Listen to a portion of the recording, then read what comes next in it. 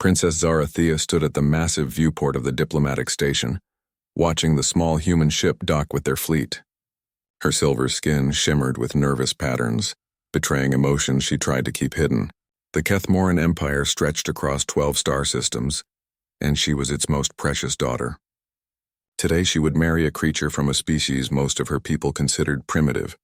The human ship looked pathetic compared to their massive dreadnoughts. It was barely the size of a Kethmoran shuttle, with simple metal plating and basic energy shields. How could such a weak species have fought her people to a standstill? The war had raged for 3 years, with neither side able to claim victory. Billions had died on both sides. Your Highness, her advisor Veltar spoke softly behind her. The human delegation has boarded. They request an audience. Zarathea turned from the viewport, her forearms adjusting the ceremonial robes that marked her royal status. The fabric was woven with threads of pure starlight, a treasure worth more than entire planets.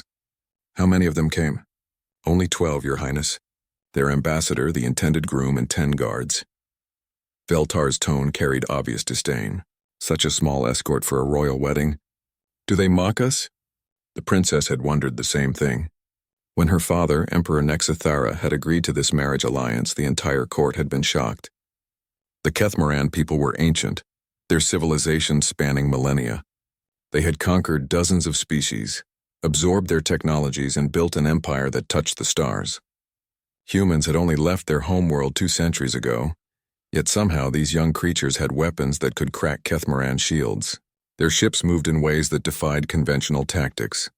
Most disturbing of all, they seemed to have no fear of death. Kethmoran warriors were brave, but they valued their long lives. Humans threw themselves into battle like they were already dead. The throne room doors opened with a deep hum, and the human delegation entered. Zarathea had studied their species extensively, but seeing them in person was different. They were smaller than her people, with only 2 arms and primitive single-tone skin. Their lifespans were laughably short by Kethmoran standards.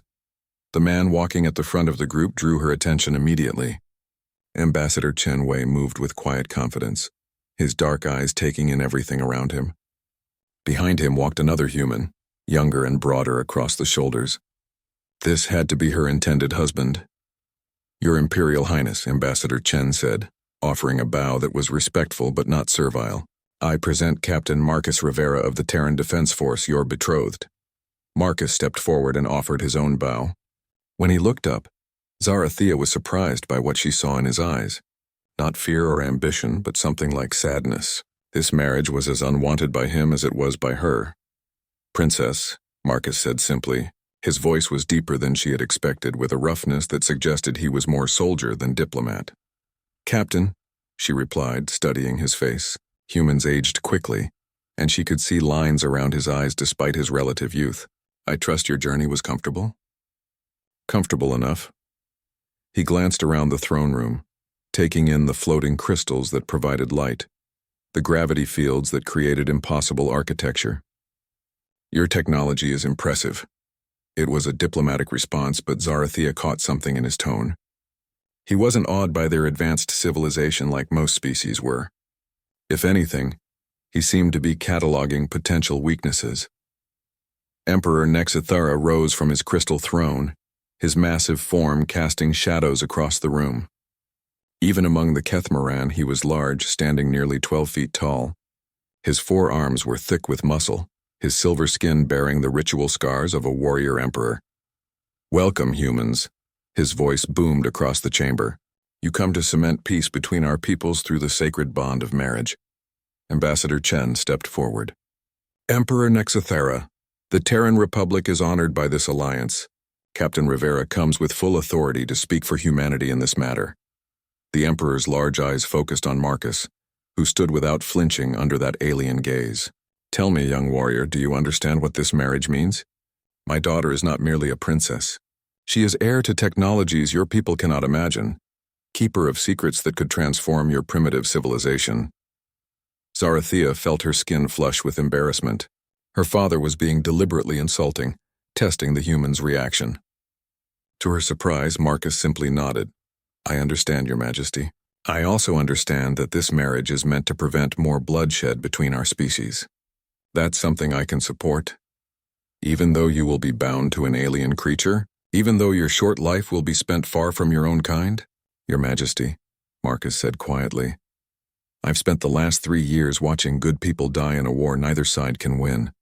If marrying your daughter saves even one life on either side, then yes, I can accept that. The Emperor studied him for a long moment, then made a sound that might have been approval. Practical. Perhaps humans are not as primitive as they appear.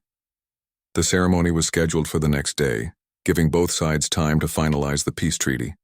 As the formal audience ended, Zarathea found herself walking beside Marcus through the station's corridors. Her guards maintained a discreet distance, allowing them to speak privately. You don't seem happy about this marriage, she observed. Marcus glanced at her, then away. Are you? I am doing my duty to my people, she replied carefully. That's not what I asked. His directness surprised her. Among her people, conversations were layered with meaning and ceremony. Humans, it seemed, preferred plain speaking. No, she admitted. I am not happy about it. They walked in silence for several minutes, passing viewports that showed the vast fleet assembled for the ceremony. Ships from both species hung in space like sleeping giants, their weapons powered down but ready. Can I ask you something? Marcus said finally. You may. Your people have been spacefaring for thousands of years. You've conquered dozens of worlds. Why agree to peace with us? We're barely 2 centuries out of our own atmosphere. Zarathea considered how to answer. The truth was something that kept her father's military advisors awake at night. Humans fought like no other species they had encountered, not just bravely, but with a creativity that bordered on madness. They turned mining equipment into weapons, used their own ships as missiles, and somehow always found ways to turn their technological disadvantages into tactical advantages. Perhaps, she said carefully, wisdom sometimes lies in knowing when you have met your match. Marcus stopped walking and looked at her directly. For a moment, she saw something flicker in his eyes, not just sadness, but a deep, cold anger that seemed to run to his very core. Princess, he said quietly, you have no idea what humans are capable of when we're truly threatened. The way he said it sent an unexpected chill through her. Tomorrow she would marry this strange, dangerous creature. She was beginning to wonder if her people truly understood what they were getting into.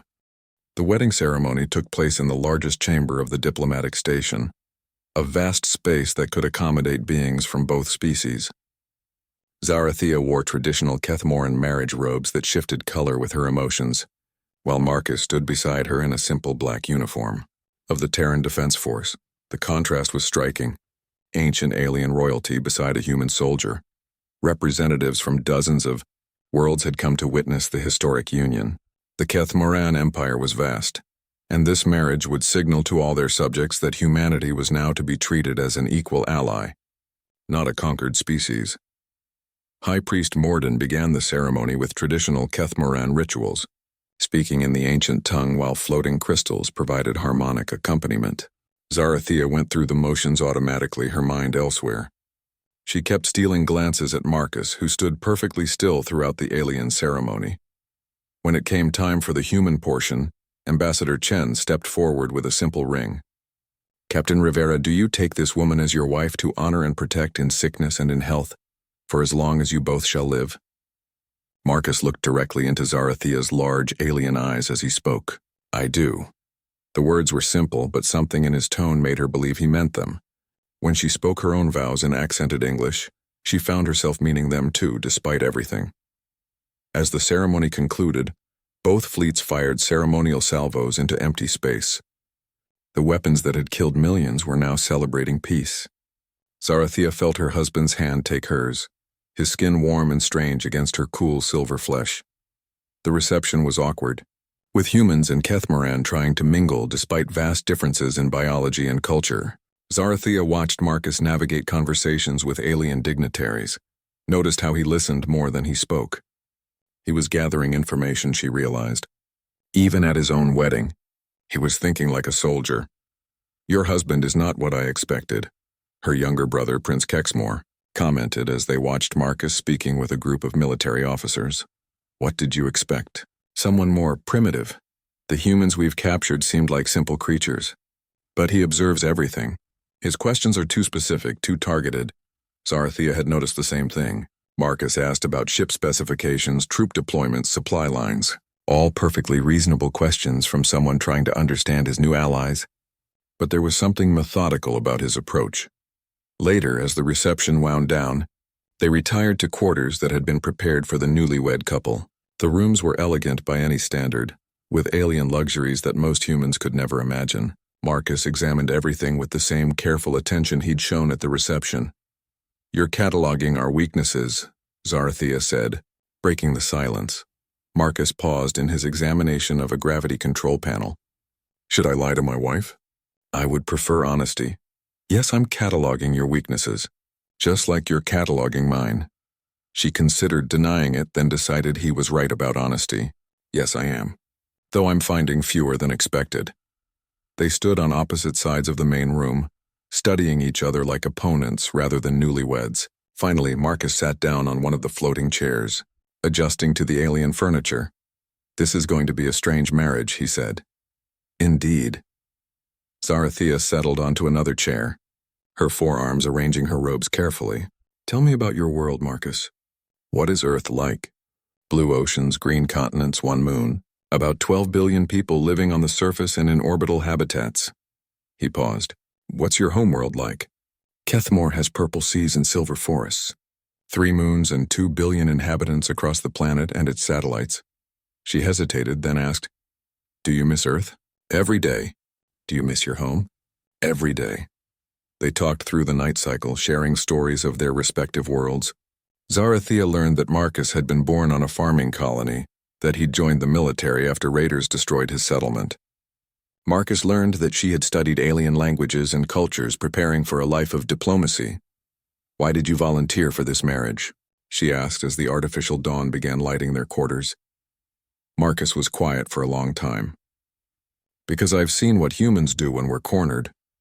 I've seen what we become when we have nothing left to lose." He met her eyes. "I didn't want your people to see that side of us." "We are not easily intimidated," Zarathea said. "The Kethmoran Empire has faced many enemies. Not like us." Marcus stood and walked to the viewport, looking out at the fleet. "Your people fight to expand territory, to gain resources, to prove dominance. Those are rational goals. Humans fight for different reasons. Such as? Survival, revenge, sometimes just because we're angry." He turned back to her. "Your empire is vast and ancient. You have protocols for everything, procedures that have been refined over millennia. But humans, we improvise, we adapt. We break rules that nobody thought needed to be made." Zarathea joined him at the viewport. Both fleets hung in space, weapons powered down but still visible. The human ships looked tiny next to the Kethmoran dreadnoughts, but she was beginning to understand that appearance could be deceiving. "Is that a threat?" she asked softly. "No," Marcus said. "It's a warning. The peace we just created, it has to hold. Because if it doesn't, if something happens to make humans desperate again, then all the ancient wisdom and advanced technology in your empire won't be enough."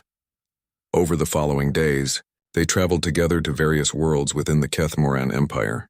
The marriage tour was meant to show the new alliance to the people, to demonstrate that humans and Kethmoran could coexist peacefully. At each stop, Zarathea watched her husband interact with alien crowds and officials. He was charming when he needed to be, respectful always, but she caught him making those same careful observations. Every spaceport, every military installation, every industrial center, Marcus studied them all with the eye of someone who might need to destroy them someday. On Velkaris, the Empire's primary shipbuilding world, they toured the massive construction yards where Kethmoran dreadnoughts were built. The facility supervisor, Admiral Thexmar, was clearly proud of the operation. "Each vessel takes 3 years to complete," the Admiral explained as they walked through zero-gravity construction bays. "The hull alone requires materials from 6 different star systems." "Impressive," Marcus said, watching automated systems assemble hull sections. "How many ships can you produce simultaneously?" "We maintain 12 construction lines, though we could expand to 20 if needed." Zarathea saw Marcus's eyes flick to the power distribution systems, the material conveyors, the control centers. He was memorizing everything, and she was beginning to understand why. That night, in their temporary quarters, she confronted him. "You're not just gathering intelligence, are you? You're planning something." Marcus didn't deny it. "Every military officer plans, Princess. It's what we do. Plans for what? He was quiet for a long moment, then said, For the day this peace fails. Because sooner or later it will. Someone on your side will decide humans are too dangerous to leave free. Someone on my side will decide your empire is too tempting a target. When that day comes, I want humanity to be ready. You truly believe the peace will fail? I hope it won't, Marcus said sincerely.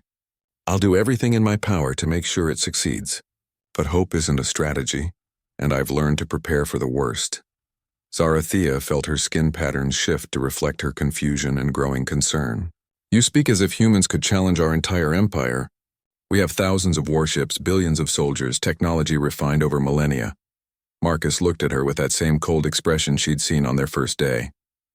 Princess, your people have been civilized for so long that you've forgotten what barbarians can do. You've forgotten that sometimes raw fury is worth more than refined technology. Barbarians? The word stung, even though she knew it was technically accurate. Yes, Marcus said without apology. And if this marriage fails, if this peace crumbles, your people are going to learn exactly what that means. 3 months into their marriage, Zarathea began to see a different side of her husband. Away from the formal ceremonies and diplomatic functions, Marcus was quietly thoughtful. He read voraciously, studying Kethmoran history and culture with genuine interest. He learned their language faster than any alien she'd ever met, and his questions became more sophisticated. They were living on the capital world of Kethmor now, in a palace wing that had been prepared for them. The ancient crystal spires of the imperial city stretched toward the purple sky, while silver forests swayed in the alien breeze below. It was beautiful, but Zarathea could see that Marcus felt trapped. You miss the stars, she observed one evening as they shared dinner on their balcony. Marcus looked up from the Kethmoran text he'd been studying. I miss having a purpose. On my ship, I knew exactly what I was supposed to do. Here, I'm a symbol, a living treaty. You could find a purpose here. Father has offered you positions in the Imperial military, opportunities to serve. Serve who? Marcus asked quietly. My conscience tells me I should be grateful. Your people have been generous, welcoming, but my instincts tell me this is still a cage no matter how beautiful. Zarathea set down her own reading tablet. Over the months, she'd grown fond of this strange human. He was nothing like what her people expected. Not primitive or savage, but quietly intelligent in ways that sometimes unsettled her. Marcus, what would it take for you to trust us? Truly trust us? He considered the question seriously. Time, I suppose, generations. Long enough for both our peoples to forget we were ever enemies. And until then? Until then, I prepare for the worst and hope for the best. Their conversation was interrupted by an urgent chiming from the communication array. Zarathea's personal aide, Veltar, appeared as a hologram, his usual composure replaced by obvious distress. Your Highness, forgive the intrusion. The Emperor requires your immediate presence in the war room. There has been an incident. Marcus and Zarathea exchanged glances. They'd both felt the underlying tensions in recent weeks. Not everyone in the Empire supported the peace treaty, and there had been scattered protests on several worlds. The Imperial War Room was a massive chamber carved from living crystal, its walls displaying tactical information from across the Empire. Emperor Nexathara stood at the center, surrounded by his military advisors. His expression was darker than Zarathea had ever seen it. Father, what's happened? Show them, the Emperor commanded. The central display shifted to show a recording from the frontier world of Bextalon. Kethmoran colonists were fleeing from burning settlements while human ships strafed the surface from orbit. The attacks were brutal, methodical, designed to terrorize rather than simply destroy. When did this happen? Marcus asked, his voice deadly calm. 6 hours ago, Admiral Thexmar replied. A human fleet appeared without warning. They ignored all attempts at communication and began immediate bombardment of civilian targets. Marcus studied the tactical display, his expression growing darker with each detail. These aren't Terran Defense Force ships. The configurations are wrong. The attack patterns aren't standard doctrine. You expect us to believe rogue humans attacked our territory without your government's knowledge? General Vexmore demanded. Yes, because that's exactly what happened. Marcus moved to the tactical console, calling up ship specifications. These are converted merchant vessels with military-grade weapons. Pirates or mercenaries probably funded by someone with deep pockets and a grudge. How convenient, Vexmore sneered. Humans attack us, but they're not real humans. Marcus turned to face the Kethmoran general, and Zarathea felt a chill run through her. Her husband's expression had changed completely. The thoughtful scholar was gone, replaced by something cold and predatory. "General," Marcus said quietly, "I've spent my entire adult life fighting to protect human colonies from raiders just like these. I know the difference between military action and terrorist attacks. This is terrorism." Regardless of the source, Emperor Nexthara interrupted, "Kethmoran citizens are dead. The peace treaty requires a response, and what kind of response?" Zarathea asked, though she feared the answer. "The treaty specifies that attacks on either party will result in joint military action," Admiral Thexmar said. "We are invoking Article 7. Human forces must assist us in tracking down and destroying these raiders." Marcus nodded slowly. "I'll need to contact Earth Command immediately. They'll want to send a task force to assist in the investigation." "That won't be necessary," General Vexmore said. "We have sufficient forces to handle the situation ourselves."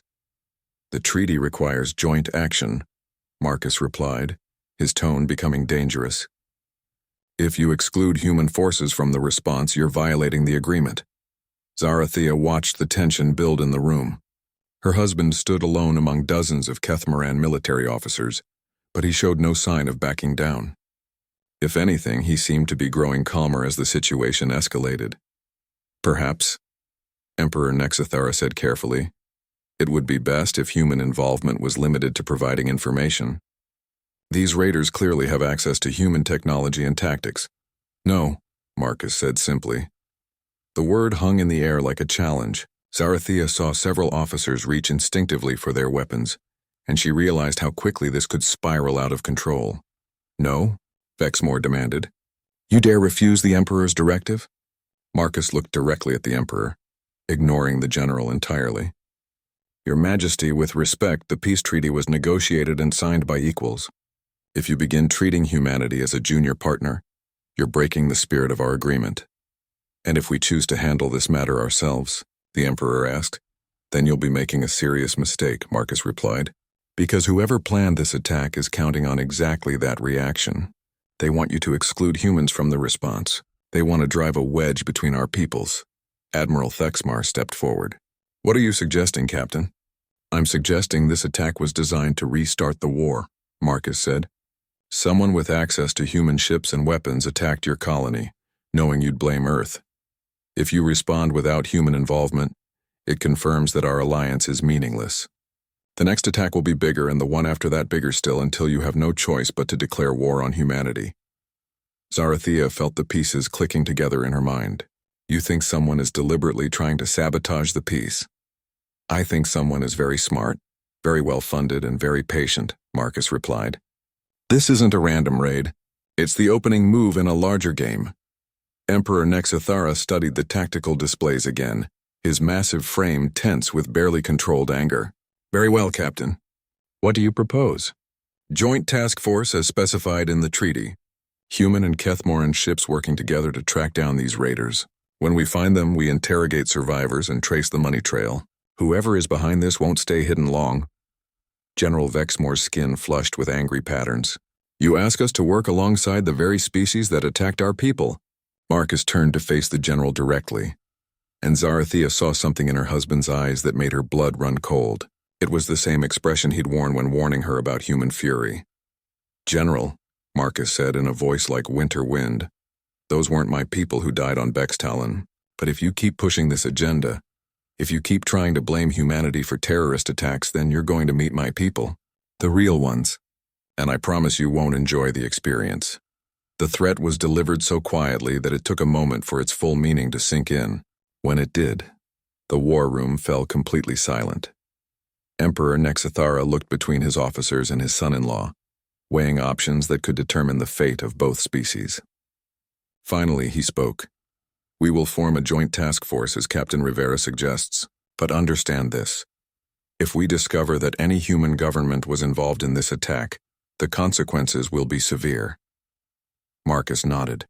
"I wouldn't expect anything less, Your Majesty. But when we catch these raiders, you're going to learn that the real enemy is someone else entirely." As the meeting broke up, Zarathea walked beside her husband back to their quarters. She'd seen a side of him tonight that both impressed and terrified her. The quiet scholar was just a mask, she realized. Underneath was something far more dangerous. "Marcus," she said as they reached their private chambers. "When you threatened General Vexmore, what did you mean?" Her husband paused at the viewport, looking out at the Imperial fleet orbiting above them.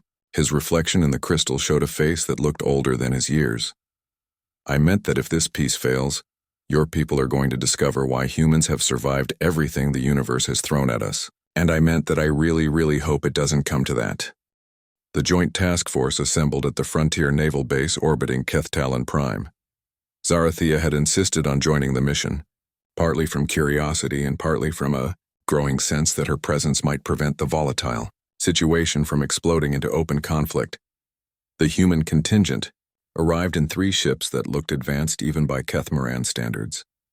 Sleek, angular vessels that seemed to absorb light rather than reflect it. Marcus studied them through the observation deck with obvious approval. Wraith-class destroyers, he explained to Zarathea. Stealth ships designed for deep reconnaissance and surgical strikes. Earth Command is taking this seriously. Admiral Thexmar joined them at the viewport, his expression skeptical. "They appear efficient, though quite small compared to our battlecruisers." "Size isn't everything," Marcus replied diplomatically. "Sometimes smaller is better." The human commander, Admiral Sarah Chen, was younger than Zarathea had expected for such a senior officer. She carried herself with quiet confidence that reminded the Princess of Marcus himself. During the initial briefing, she laid out the human analysis of the attacks. The ships that hit Bextalon were definitely human-built, but heavily modified, Admiral Chen explained, projecting technical specifications into the holographic display. Someone stripped out life support systems and replaced them with additional weapons and shield generators. "Suicide ships," General Vexmore observed grimly. "More like ships designed for crews that don't expect to live long," Marcus corrected. "Pirates, mercenaries, or fanatics. The question is who's paying them." The joint investigation team had analyzed the wreckage and sensor logs from the attack. The raiders had jumped in from empty space, hit hard and fast, then disappeared again into the void. They'd left behind enough debris to identify their ships, but no clear trail to follow. "However," Admiral Chen continued, "we did find something interesting in the attack pattern itself." The display shifted to show the timing and sequence of the strikes. "Look at the targeting priorities."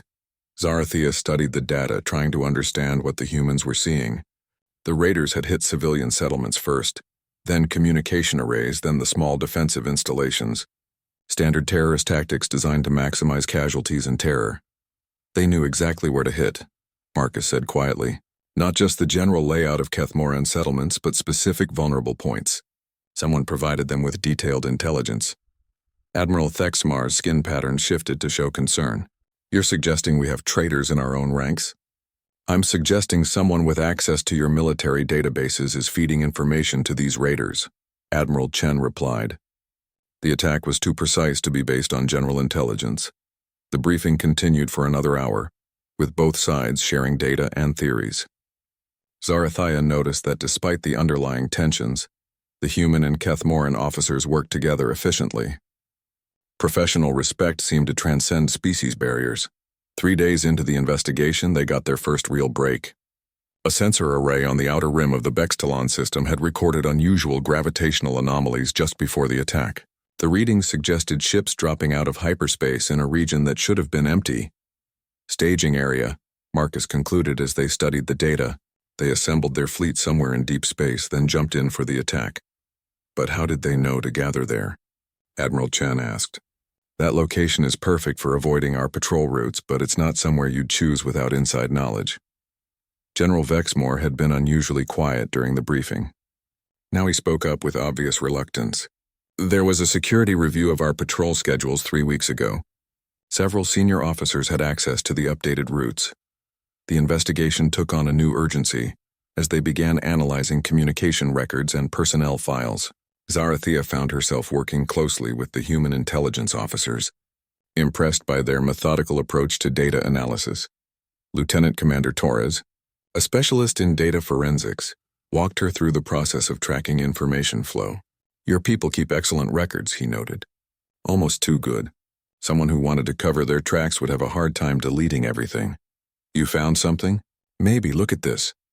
The display showed communication logs from the weeks before the attack. Someone was accessing patrol route data from multiple terminals, but always from locations where they had legitimate reasons to be. Zarathea studied the patterns. They were careful not to create an obvious trail. Very careful, but not quite careful enough.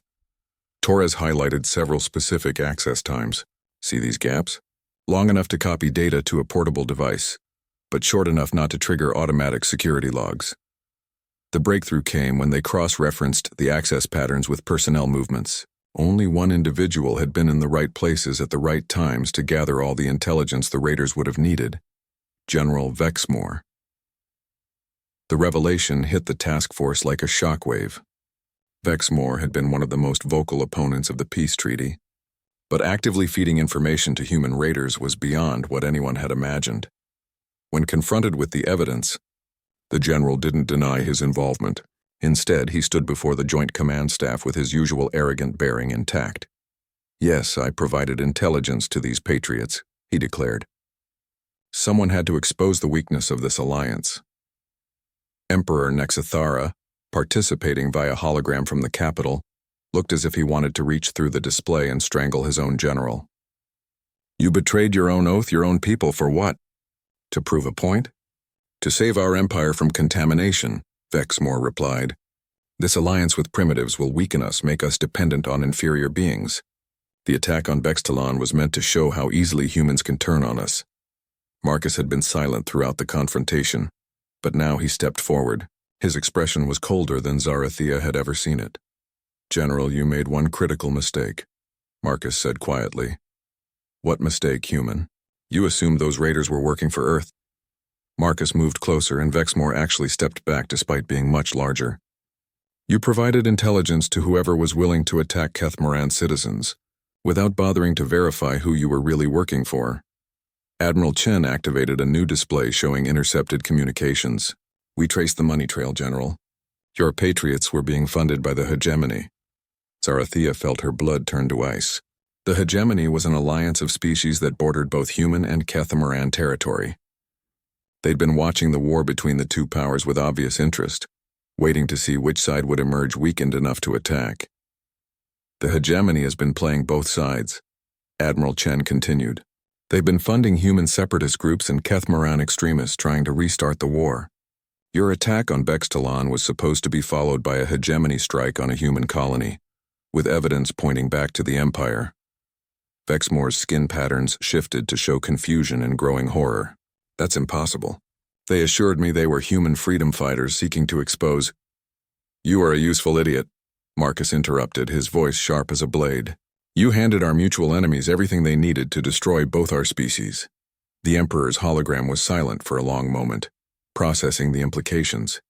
When he spoke, his voice carried the weight of imperial authority. "General Vexmore, you are stripped of rank and will face trial for treason. Admiral Thexmar, you will take command of all military operations in this sector. And Captain Rivera," Marcus straightened to attention, "Your Majesty, you will lead the joint task force to hunt down the remaining raider cells. I want every hegemony agent in our territory found and eliminated." "Understood, sir." As the meeting broke up, Zarathea found herself alone with Marcus in the observation lounge. The revelation about hegemony involvement had changed everything. What had seemed like a crisis threatening the peace treaty was actually proof of how valuable that peace really was. "You knew," she said. "You suspected from the beginning that this was bigger than rogue human raiders." Marcus nodded. The attack pattern was too sophisticated, too well-informed. Someone was playing a deeper game, but you didn't accuse General Vexmore directly. "I didn't have proof," Marcus replied, "and accusing a Kethmoran general of treason without evidence would have destroyed the alliance just as effectively as the attacks themselves." Zarathea studied her husband's reflection in the viewport. "You're more than just a soldier, aren't you? You think like a politician, plan like a strategist. I think like someone who's seen too many good people die because of other people's games," Marcus said quietly. "The hegemony isn't done, Zarathea. This was just their opening move. What do you think they'll try next?" Marcus was quiet for a long moment, watching the human and Kethmoran ships moving in formation outside. When he spoke, his voice carried a note of grim certainty. "They'll try to make us fight each other directly. No more proxy attacks or false flag operations. They'll find a way to make it look like one of us betrayed the other. Something so obvious and so damaging that peace becomes impossible. And if they succeed? Marcus turned to look at her directly, and she saw something in his eyes that made her understand why the hegemony feared humanity. Enough to orchestrate such an elaborate scheme. If they succeed, Marcus said softly, then they're going to learn why starting a war with humans is the last mistake most species ever make. 6 weeks after the Vexmore revelation, the Joint Task Force had dismantled 3 hegemony spy networks and captured dozens of operatives. Marcus had proven himself an effective commander, earning the respect of even the most skeptical Kethmoran officers. But Zarathea could see the strain wearing on him. They were aboard the flagship Eternal Glory, a massive Kethmoran battlecruiser that served as mobile headquarters for the operation. Marcus spent 18 hours a day coordinating between human and alien forces, analyzing intelligence reports and planning raids on hegemony positions. You need to rest, Zarathea told him as she found him studying tactical displays in his private office at 0300 hours. The hegemony doesn't rest, Marcus replied without looking up. They've got something big planned. Every cell we roll up points to a larger operation, but we can't see the shape of it yet. Zarathea moved to stand beside him, studying the star map that showed known hegemony positions. Red markers indicated confirmed enemy bases, yellow showed suspected locations, and blue marked areas where attacks had originated. You're seeing a pattern, she observed. Maybe. Look at the timing of the attacks. Marcus highlighted different incidents on the display. They're not random. Each one follows a specific sequence, building towards something. The attacks had been escalating in scope and boldness. First the raid on Bextalon, then strikes on shipping convoys, and most recently an assault on a Kethmoran research station. Each incident had been designed to increase tensions between human and Kethmoran forces. They're probing our response times, Zarathea realized. Learning how quickly we can coordinate between our fleets. Exactly. Which means they're planning something that requires precise timing to pull off. Marcus rubbed his eyes, exhaustion clear in his posture. Something big enough that they need to know exactly how long they have before we respond. Their conversation was interrupted by an urgent communication from Admiral Chen aboard the human destroyer Wraith. Her image appeared in the holographic display, her expression grim. Marcus, we've got a problem. Our deep space reconnaissance probes just detected a massive hegemony fleet, massing in the Theta sector. Marcus was immediately alert, fatigue forgotten. How massive? 200 ships, maybe more. Heavy cruisers, battle carriers, and something we haven't seen before. Ships that don't match any known hegemony design. Zarathea felt ice form in her stomach. Theta sector was a neutral zone between human, Kethmoran, and hegemony space. A fleet that size could only have one purpose. How long until they reach inhabited systems? Marcus asked. 18 hours to the nearest human colony, 24 to reach Kethmoran space. Marcus was already activating the general alert. Within minutes, the command center was filled with officers from both species, all studying the intelligence reports with growing alarm. Admiral Thexmar arrived from his quarters, his usual composure replaced by obvious concern. A fleet this size cannot be hidden indefinitely. Why are they revealing themselves now? Because they're done playing games, Marcus replied. This is their real objective. Everything else was just preparation. The tactical analysis revealed the true scope of the threat. The hegemony fleet was positioned to strike at both human and Kethmoran territory simultaneously. More disturbing, their formation suggested they weren't planning a conventional invasion.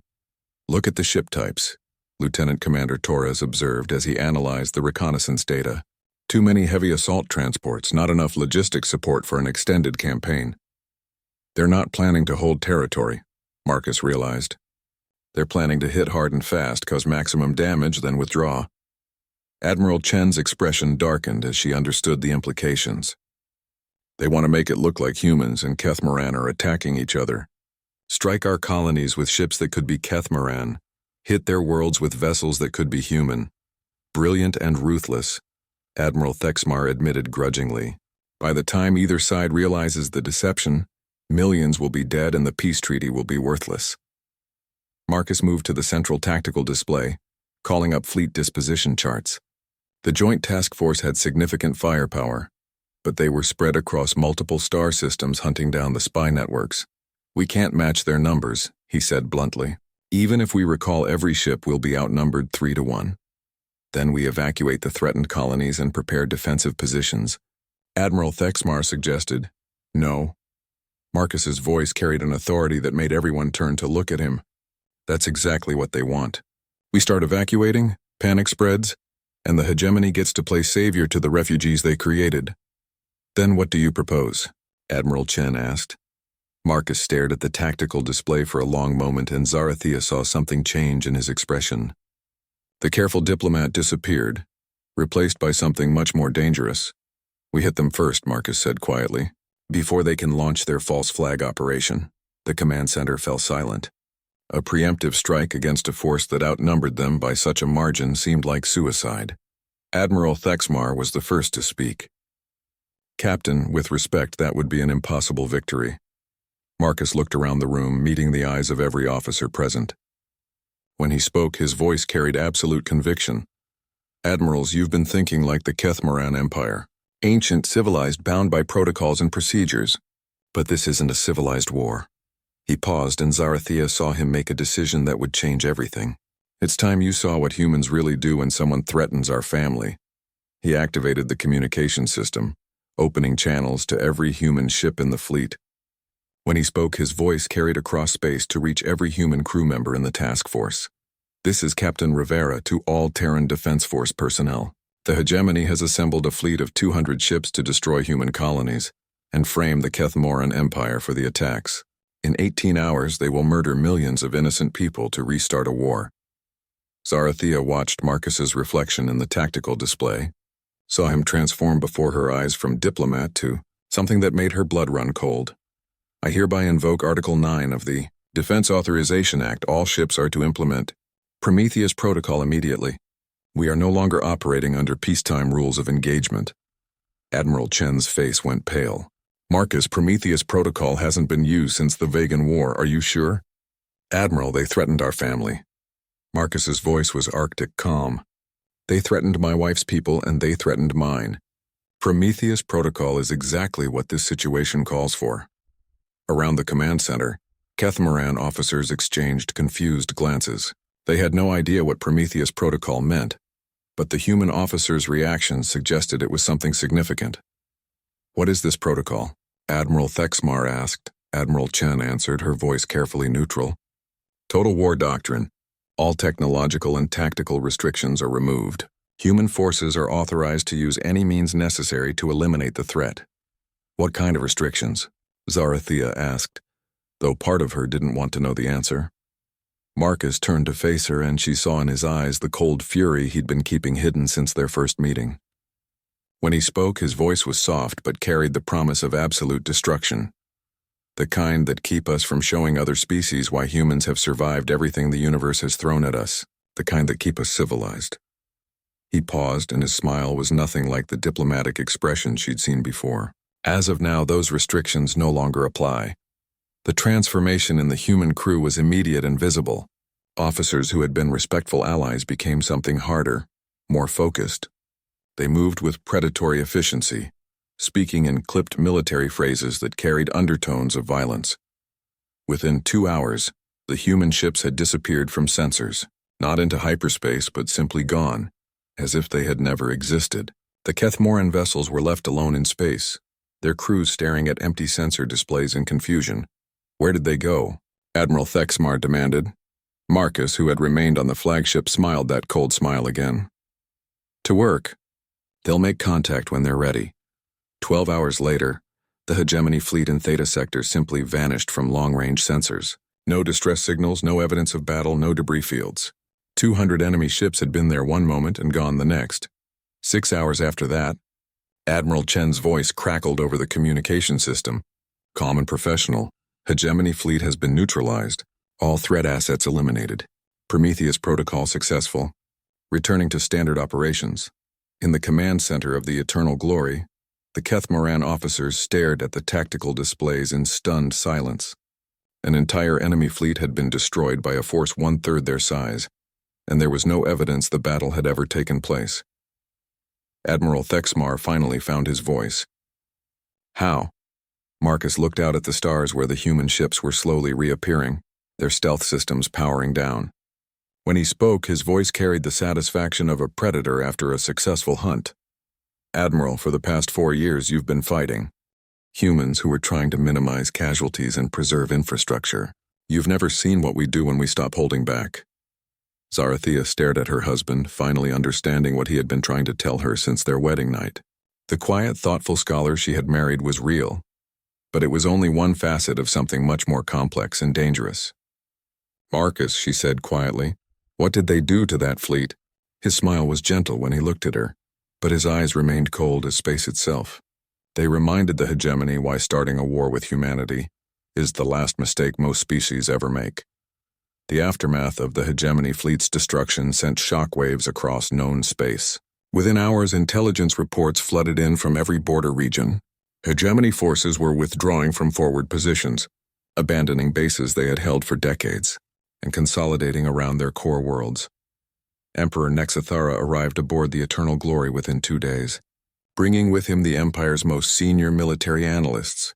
Zarathea watched her father study the tactical reports with the expression of someone trying to solve an impossible puzzle. 200 ships, the Emperor said for the 3rd time.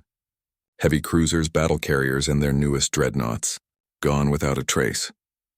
Admiral Chen had provided what she called a summary report of the engagement, but it raised more questions than it answered. According to human records, the operation had taken 47 minutes from initiation to completion. No human ships had been lost or even damaged. "Show me again," the Emperor commanded. The holographic display activated, showing the Theta sector as it had appeared during the battle. For the first few minutes, nothing seemed to happen.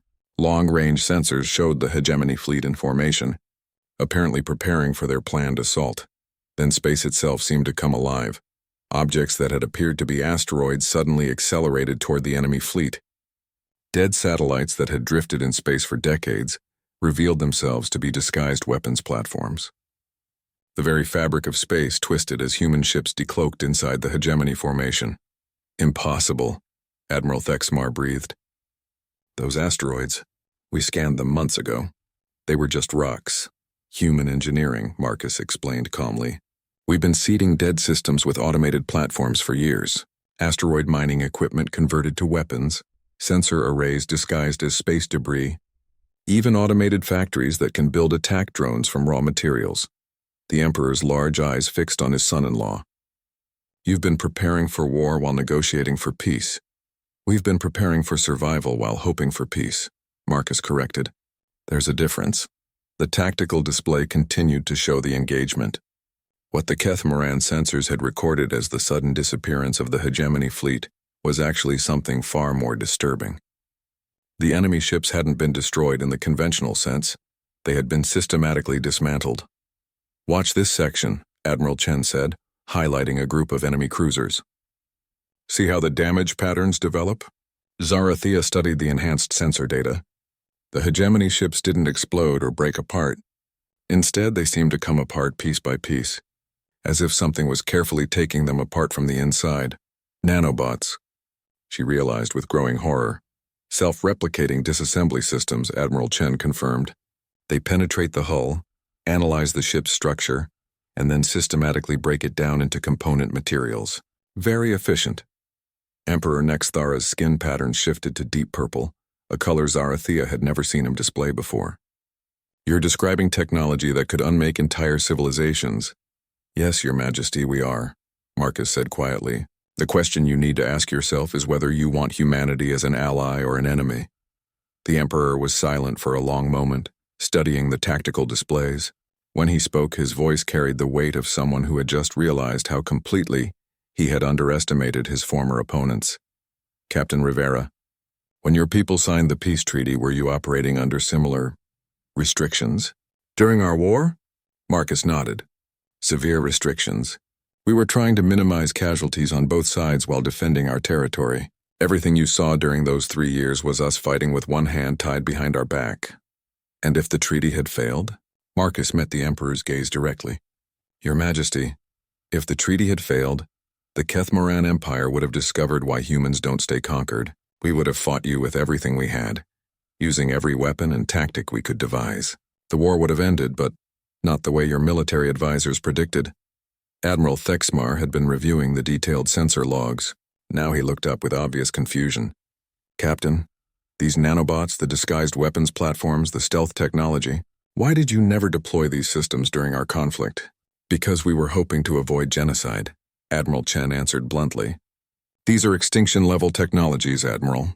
We use them only when someone threatens the survival of our species. The hegemony threatened your survival? The Emperor asked. They threatened the peace, Marcus replied. Same thing. Without the alliance between humanity and the Kethmaran Empire, both our species become vulnerable to the next threat that emerges. The hegemony understood that, which is why they tried so hard to restart our war. Zarathea found herself studying the tactical data with new eyes. The precision of the human attack was staggering. Every hegemony ship had been identified and targeted simultaneously, with no possibility of escape or retaliation. How long have you been planning this? She asked.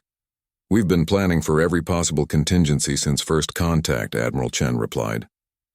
Military doctrine requires us to have response protocols for any species we encounter, including us, the Emperor observed.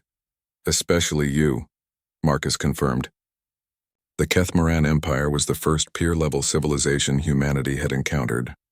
Our strategists spent years analyzing every aspect of your technology and tactics, and developed countermeasures for all of them, Admiral Thexmar said grimly. We developed options, Marcus corrected. We hoped we'd never need to use them. The Emperor moved to the central display, calling up the current strategic situation. With the hegemony fleet destroyed and their covert operations exposed, the balance of power in this region of space had shifted dramatically. What happens now? He asked. Now we finish what they started, Marcus said. The hegemony still has bases, fleets, and production facilities. They'll regroup and try again unless we remove their ability to threaten anyone. You're proposing an offensive campaign against their territory? I'm proposing we end this threat permanently. Marcus activated a new display showing hegemony space. Joint Human Kethmaran Task Forces, moving simultaneously against their key installations. Quick surgical strikes to eliminate their military capability. Admiral Chen added her own analysis. Intelligence suggests they have 7 major shipyards, 12 military bases, and 3 research facilities working on weapons of mass destruction. We take them all out in a coordinated operation.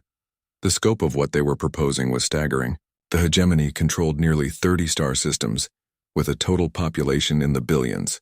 But looking at the tactical projections, Zarathea realized it was entirely feasible. How long? The Emperor asked. 72 hours, Marcus replied. 3 days to eliminate the hegemony as a military threat. And their civilian populations? Will be left strictly alone, Admiral Chen assured him. This is about removing a strategic threat, not committing genocide. We target only military and government installations.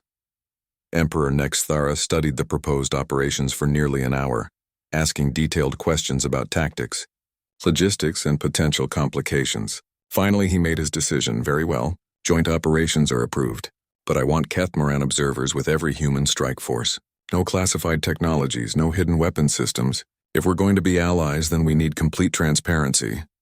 Marcus and Admiral Chen exchanged glances. Zarathea could see them having an entire conversation in that brief moment. Agreed, Marcus said finally.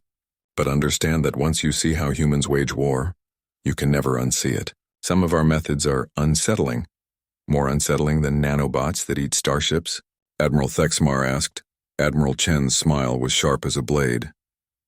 Admiral, the nanobots are our most humane weapon. What we use on hardened military targets is considerably less gentle. The next 72 hours would reshape the balance of power in this entire region of space. As the briefing ended and officers began preparations for the largest military operation in recent history, Zarathea found herself alone with Marcus. Are you satisfied? She asked. Marcus looked tired, older than his years. No, I'm never satisfied when it comes to war, but I'm confident that after this, the hegemony will understand the price of threatening human interests. And other species? What will they learn from this demonstration? Marcus was quiet for a moment, watching the stars through the viewport. When he spoke, his voice carried a note of sadness. They'll learn the same lesson the hegemony is about to learn, that humans make excellent allies and terrible enemies, that we prefer peace but excel at war, and that threatening our family is the last mistake most species ever make. Zarathea realized that her husband had been trying to warn everyone from the very beginning. The quiet scholar, the thoughtful diplomat, the careful strategist, they were all real, but they were wrapped around something that even she was only beginning to understand. Humanity hadn't just survived everything the universe had thrown at them. They had learned from it, adapted to it, and become something that could make even ancient civilizations step carefully around them. The next 3 days would prove just how carefully. The joint operation against the hegemony began at precisely 600 Standard Galactic Time across 7 different star systems. Zarathea observed from the command center of the Eternal Glory as human and Kethmaran forces moved with surgical precision against their targets. What she witnessed in those 72 hours changed her understanding of warfare itself. The first target was the hegemony's primary shipyard at Kepler Station. Admiral Chen led the assault with a combined fleet of human destroyers and Kethmoran cruisers. The Kethmoran officers expected a conventional battle, ships exchanging fire at long range until one side's shields failed. Instead, they watched human forces do the impossible.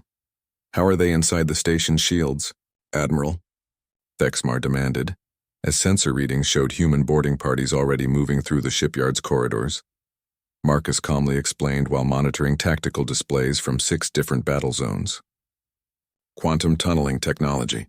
We can move small teams through shield barriers by shifting them slightly out of phase with normal space." The Kethmoran admiral stared at the displays showing human soldiers materializing inside heavily defended facilities. "That's impossible. The energy requirements alone would drain a ship's entire power grid." "Not if you're willing to risk catastrophic failure," Marcus replied. "It's dangerous technology. We only use it when the alternative is worse." At Hegemony Research Base Omega, another impossible thing was happening.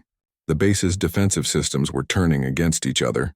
Automated weapons platforms firing on their own command centers while shield generators overloaded in carefully timed cascades. "Cyber warfare," Admiral Chen explained over the communication link. "Our AI systems are more adaptable than theirs. Once we gain access to their networks, we can rewrite their defense protocols." But it was the assault on Fortress Prime, the hegemony's most heavily defended military installation, that truly demonstrated what humans could do when restraints were removed. The fortress was built inside a hollowed-out moon, protected by layers of shields and automated defense systems. It should have required months of siege warfare to crack. Instead, human engineers did something that made even Emperor Nexthera's advisors question their understanding of physics. They moved the moon. "Explain to me again how this is possible," the Emperor demanded as sensor readings showed the fortress's orbit beginning to decay. Marcus pulled up technical specifications that made Kethmaran scientists shake their heads in disbelief. "Gravity manipulation on a planetary scale. We're using the system's star as an anchor point and gradually shifting the moon's gravitational relationship with it. You're weaponizing celestial mechanics," Admiral Thexmar said in awe. "We're using every tool available to complete the mission efficiently," Admiral Chen corrected. "The fortress will impact the system's outer planet in approximately 14 hours. The collision will be visible from 3 star systems away." But it was what happened next that truly revealed the depth of human strategic thinking. As hegemony forces scrambled to evacuate Fortress Prime, human ships appeared throughout their territory carrying not weapons, but evacuation equipment and medical supplies. Civilian populations that had been abandoned by their own military found themselves being rescued by the same species that was systematically dismantling their government's war machine. "I don't understand," Admiral Thexmar admitted as he watched human ships pulling refugees from a dying space station. "Why save enemy civilians?" "Because they're not our enemies," Marcus explained. "The hegemony leadership made the decision to threaten our alliance. Their people are just trying to survive." Within 60 hours, every major hegemony military installation had been neutralized. Their fleets had been scattered or destroyed. Their weapons research facilities had been captured, and their government centers had been occupied by joint human Kethmaran forces. The war was over before most people realized it had begun. But the aftermath was what truly impressed Zarathea. Instead of conquering hegemony territory, the human Kethmaran alliance began rebuilding it. Damaged infrastructure was repaired, new civilian governments were established, and economic aid flowed to worlds that had been strip-mined to fund the military buildup. This is not how conquerors typically behave, Emperor Nexthara observed as he reviewed reconstruction plans. "We're not conquerors," Marcus replied. "We're trying to build something better. The hegemony failed because they ruled through fear and oppression. We're showing their people that there's a better way." 6 months later, Zarathea stood on the observation deck of a space station orbiting New Kepler, watching human and Kethmoran engineers work alongside former hegemony citizens to build a new shipyard. This one would produce vessels designed for exploration and commerce rather than war. "Do you think it will hold?" she asked Marcus as they watched the construction work. "The peace? Maybe, probably." He paused, considering. "People don't forget demonstrations like the one we just gave. Word is spreading to every species within 100 light-years about what happened to the hegemony. And that frightens you?" "It should frighten everyone," Marcus said quietly. "Fear is a poor foundation for lasting peace. But sometimes it's the only way to buy enough time for something better to grow." They'd been married for nearly a year now, and Zarathea had come to understand her husband's complex nature. He was genuinely committed to peace, but he was also a realist who understood that sometimes peace required overwhelming demonstrations of strength. "The other species will be more careful about threatening human interests," she observed. "They'll be more careful about threatening anyone's interests," Marcus corrected. "The alliance between humanity and the Kethmoran Empire represents something new in this part of the galaxy. Two species working together as equals, sharing technology and resources, solving problems through cooperation rather than conquest, and enforcing that cooperation when necessary. When absolutely necessary." Yes, a communication alert interrupted their conversation. Admiral Chen's image appeared in the holographic display, her expression more relaxed than Zarathea had ever seen it. "Marcus, Zarathea, I have news from Earth and Kethmor. The Joint Colonial Initiative has been approved. 3 new worlds will be settled by mixed human Kethmoran populations over the next 5 years. It was a significant development. For the first time in either species' history, they would be creating truly integrated societies rather than simply maintaining diplomatic relations." "Any resistance from either government?" Marcus asked. "Some, but not much. The hegemony situation convinced most skeptics that the alliance has tangible benefits." Admiral Chen paused, then smiled. "There's something else. The Science Council has approved joint research into quantum tunneling technology, Kethmoran gravity manipulation combined with human quantum mechanics." Zarathea felt a chill of anticipation. The combination of their technologies could revolutionize space travel, making journeys between distant star systems as simple as stepping through a doorway. "Estimated timeline for practical applications?" Marcus asked optimistically. 10 years. More realistically, 20. Admiral Chen's expression grew serious. "But Marcus, you understand what this means. Combined human Kethmoran technology will be beyond anything else in the galaxy. Other species will see us as a potential threat.